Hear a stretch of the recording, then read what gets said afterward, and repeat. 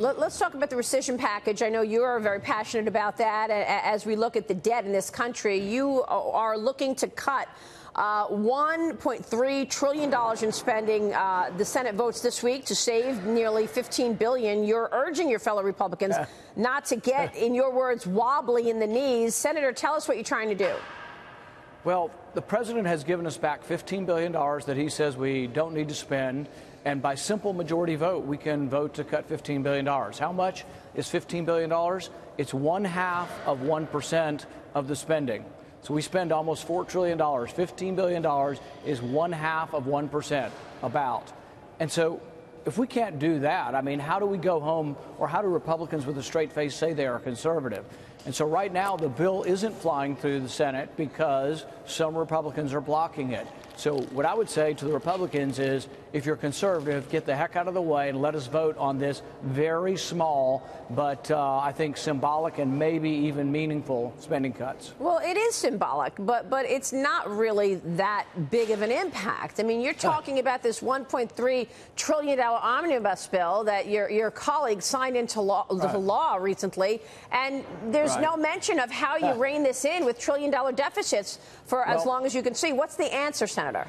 Well, about a month ago, I tried a little bigger answer. I tried cutting 1%. I had the penny plan budget would have cut 1%, about $38 billion a year.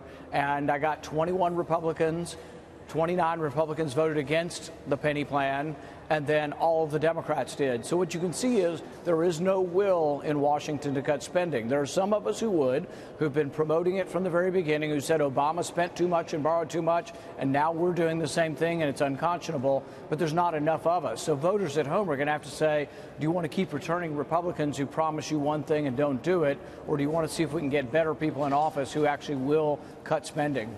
So what's the plan once the elections are over? I mean, you got an election, the midterms this year, so I suspect you're not going to see actual structural change in terms of spending this year ahead of an election. But is there a time that you see in the future that you and your colleagues are going to take a look at the entitlement spending? We know that's where the growth in spending is, to try to get things back into line with a surplus and perhaps getting out of these trillion-dollar deficits.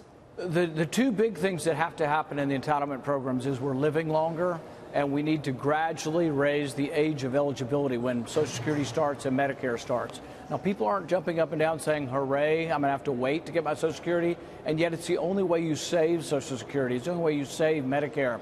So I've been promoting this for a long time. I'm in the process of reintroducing a bill that would actually do that, raise it a couple of months a year over a 20-year period. I introduced this 7 years ago, and I think I got 2 co-sponsors, 2 other Republicans, and leadership would never allow it to come forward.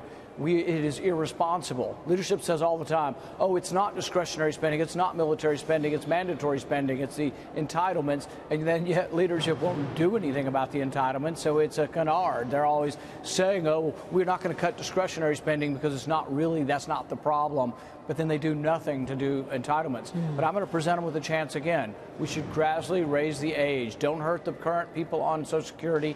Let the next wave of people, my generation on, say that we have to wait a few months more each year until we get Social Security. All right, we'll watch that. Let me move on to something personal to you. Your neighbor attacked you months ago, left you with serious injuries. He was sentenced to 30 days in prison on Friday after pleading guilty in the case. He will also face 1 year of probation, and he has to pay a $10,000 fine. Was justice served? I think it sends a really bad signal to those who want to attack their elected officials that you'll get 30 days in prison. So, no, I think it was a horrific decision, and the sentence was 10 years. It was whittled down, and the recommendation was 21 months by the government because they were accounting for this being a first crime from this person. And yet then the judge decided 30 days. 30 days is what you might see in a barroom scrap where someone gets a black eye. I had 6 broken ribs. I had a chance of mortality somewhere between 5 and 10% from this injury. And, 30 days is a travesty. Wow, that's incredible, Senator. I mean, what was his answer as why he attacked you? I think that the thing is there's no justification for attacking somebody. And so I don't think it really matters why he says he did it. It just matters that I had 6 ribs broken from a blindsided attack. where I was wearing hearing protection, couldn't hear or see him coming, and that it was premeditated. And I think 30 days is a ridiculous penalty, and hopefully the government will appeal. Senator, thank God you're okay. Rand Paul, good to see you, sir. Thank you so much. Thank you.